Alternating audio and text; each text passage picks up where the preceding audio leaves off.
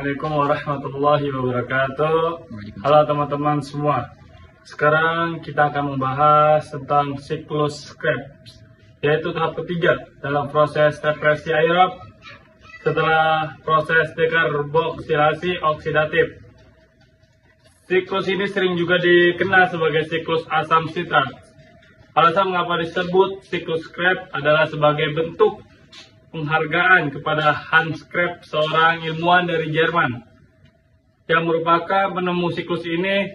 Proses ini berlangsung di matris mitokondria. Bagaimanakah proses siklus Krebs ini berlangsung? Secara singkat, penjelasan mengenai siklus Krebs terdiri dari 8 tahapan. Mari kita bahas satu persatu. Tahap yang pertama, asetil-CoA yang memiliki 2 atom karbon, yaitu hasil dari dekarboksilasi oksidatif, akan mengalami kondensasi dengan oksaloasetat yang memiliki 4 atom karbon. Dari kondensasi tersebut terbentuk senyawa berkarbon 6 yang dikenal sebagai sitrat atau asam sitrat. Karena senyawa sitrat inilah yang pertama terbentuk, siklus ini juga dikenal sebagai siklus asam sitrat. Pada tahap ini, CoA dilepaskan sehingga sitrat tidak lagi memiliki koenzim A. Enzim yang berperan dalam tahap ini adalah sitrat sintase. Pada tahap kedua, sitrat akan mengalami perubahan menjadi isositrat yang masih memiliki 6 atom karbon. Reaksi yang terjadi hanya berupa isomerisasi, yaitu perubahan senyawa menjadi senyawa lain dengan molekul yang sama. Pada tahap ini berlangsung 2 reaksi, yaitu pelepasan molekul air H2O yang biasa disebut dengan reaksi dehidrasi. Kemudian diikuti dengan penambahan molekul air H2O yang biasa disebut dengan hidrasi. Proses pengubahan sitrat menjadi isositrat ini dikatalisis oleh enzim akonitase. Ketiga, isositrat akan diubah menjadi alfa ketoglutarat. Pada tahap ini terjadi pelepasan ikatan yang menyebabkan elektron ikut dilepaskan, sehingga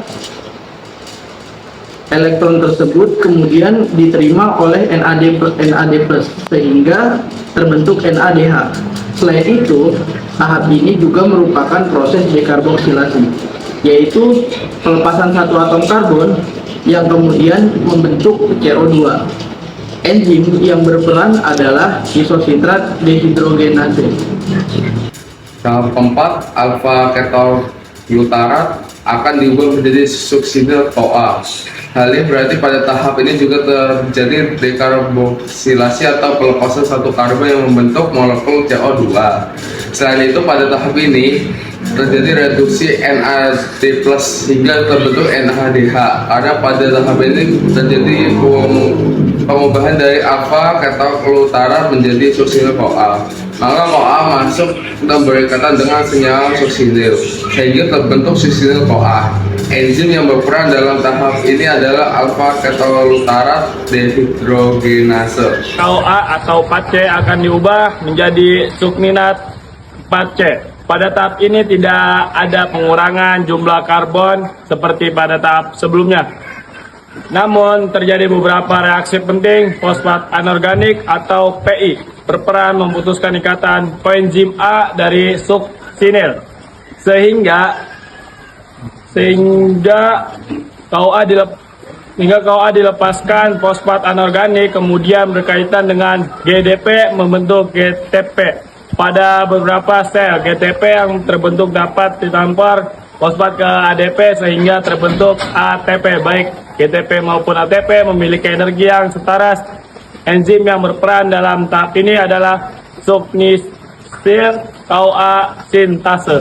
Tahap ke-6, succinyl 4C akan diubah menjadi sulfarat. Pada tahap ini terjadi pelepasan elektron, dan elektron tersebut diangkap oleh FAD sehingga terbentuk FADH2. Enzim yang berperan untuk mengkatalisis reaksi ini adalah succinyl dehidrogenase. Pada tahap yang ketujuh, fumarat diubah menjadi malat. Pada tahap ini terjadi penambahan molekul air atau H2O yang disebut dengan proses hidrasi. Enzim yang berperan pada tahap ini adalah fumarase. Tahap ke-8, malat diubah menjadi oksaloasetat.